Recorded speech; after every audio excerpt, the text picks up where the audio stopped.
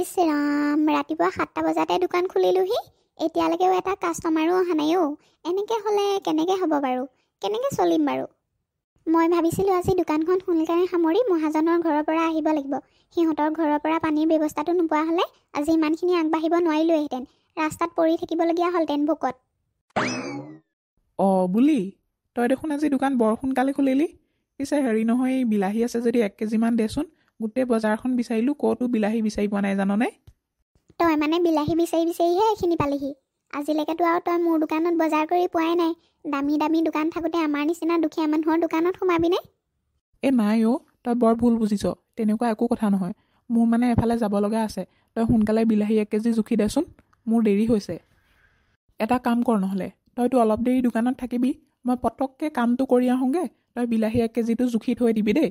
মই এতিয়া যাওঁ। হ'ব দে, তই গৈ থাক তেতিয়া। মই বিলাহী 1 কেজিটো জুখি এই নন্দেশ্বৰ ককাইদেউৰ হাততে দি থৈ যাম দেই। পুৱাই পুৱাই ফুল তুলবা, তোমাৰ ঘৰত মই জোৱাই, ফুল বুলি হাতত ধৰিলোঁ। আমাৰ কিন্তু মহাজনো বৰ সাংঘাতিক মানুহ দেই। এই সামান্য কুঁৱাৰ পানীখিনি মানুহে নিওঁতেও বাৰু ইয়াৰ পৰা পইচা ল'ব লাগেনে? বৰ কিন্তু আচৰিত মানুহ দেই এই ধনী মানুহবিলাক। নগেন, তই ইয়াতে আছ হ'বলা। এই মহাজন আছেনে নাই অ'? মোৰ মানে এই কুঁৱাৰ পানী অলপ লাগিছিলে, সেইকাৰণে মহাজনৰ লগত অলপ কথা পাতিবলগীয়া আছিলে। বুলি আইদেউ, আপুনি কিন্তু বৰ সাংঘাতিক মানুহ দেই। আমাৰ মহাজনে আকৌ নতুন নিয়ম এটা উলিয়ালে নহয়, আপুনি নাজানে নেকি? মহাজনে আকৌ কি নিয়ম উলিয়ালে? মই আকৌ নাজানো নহয়।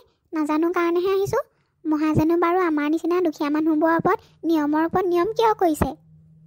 আপোনালোকেতো জানেই আমাৰ মহাজন কিমান সাংঘাতিক মানুহ। এতিয়াৰ পৰা কুঁৱাৰ পানী আৰু কোনেও ফ্ৰীতে নাপায়। যি কুঁৱাৰ পানী নিব সি পইচা দি থৈ যাব লাগিব, আৰু পইচা দিলে কুঁৱাৰ পানী পাব, আৰু পইচা নিদিলে কুঁৱাৰ পানী নাপায়। হে ভগৱান, নগেন, তুমি এইবোৰ কি কথা কৈছা? আমাৰ নিচিনা দুখীয়া মানুহবোৰ এতিয়া ক'ত মৰিম?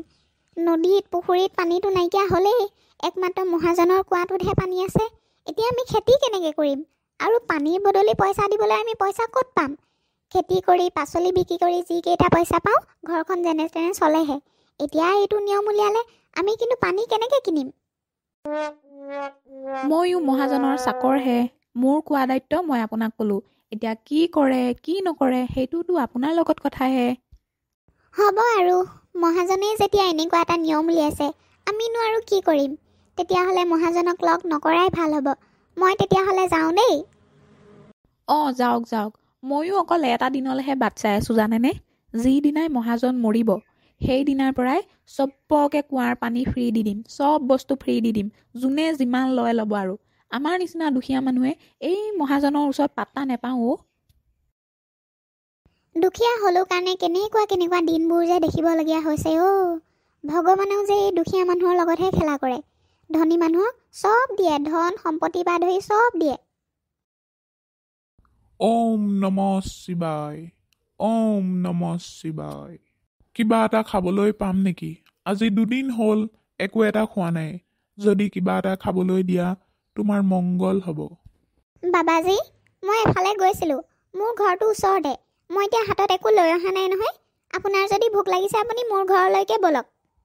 ঠিক আছে পুত্ৰী, যদি তুমি মোক সৎ মনেৰে কিবা খাবলৈ দিম বুলি ভাবিছা, তেনেহ'লে তোমাৰ ঘৰলৈকে ব'লা। আপুনি মোক ভুল নুবুজিব বাবাজী। আমি ধনৰ দুখীয়া হ'ব পাৰোঁ, কিন্তু মনৰ দুখীয়া নহয়। আপুনি ভোকত থকা দেখি মোৰ বেয়া লাগিছে। ব'লক, মোৰ ঘৰলৈকে ব'লক।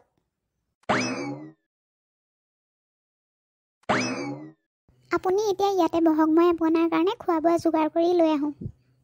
ঠিক আছে বাৰু, মই ইয়াতে বহিছোঁ, তুমি লৈ আনাগৈ। ইহঁতি মানুহখিনি ধনৰ দুখীয়া হ'লেও কিন্তু মনৰ পৰা যথেষ্ট ভাল। ইহঁতক মই কিবা এটা সহায় কৰিব লাগিব। এয়া লওক বাবাজী, আমি খোৱা বোৱাৰ পিছত ইমানখিনিয়ে খাদ্য বাচি আছিলগৈ। এতিয়া আপুনি এইখিনিকে খাই লওক। ঠিক আছে, মই খাদ্যখিনি খাম বাৰু, কিন্তু তাৰ আগতে মই তোমাক এটা কথা ক'ব বিচাৰিছোঁ। তোমালোকৰ যে এই পানীৰ সমস্যাটো আজিৰ পৰা নাথাকে আৰু। তুমি কাইলৈ ৰাতিপুৱা শুই উঠি সোনকালে গা পা ধুই তোমালোকৰ পথাৰত থকা কুঁৱাটোৰ ওচৰলৈ যাবা, আৰু তুমি তাতে সকলোবোৰ দেখিবলৈ পাবা।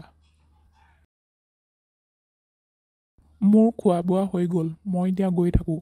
ভগৱানে তোমালোকৰ মংগল কৰক। হেৰি শুনিছে, বাবাজীয়ে কোৱাৰ নিচিনাকৈ যদি সকলোবোৰ হৈ যায় তেতিয়া আৰু আজিৰ পৰা অকণো পানীৰ সমস্যা নাথাকে। আমি গাঁৱৰ মানুহকো দিব পাৰিম। অঁ, তুমি ঠিকেই কৈছা। তেতিয়া আৰু গাঁৱৰ মানুহে মহাজনক পইচা দি দি পানী আনিব নালাগে খেতি দিবলৈ। হেৰি চাওকচোন চাওক, এয়া দেখোন চমৎকাৰ হৈ গ'ল। কুঁৱাৰ ওপৰলৈকে পানী উঠি আহিছে। হে বাবাজী, আপোনাক বহুত বহুত ধন্যবাদ। আপুনি আলহীৰ ৰূপত আমাৰ ঘৰলৈ ভগৱান আহিলে। সঁচাকৈয়ে আপোনাক বহুত বহুত ধন্যবাদ।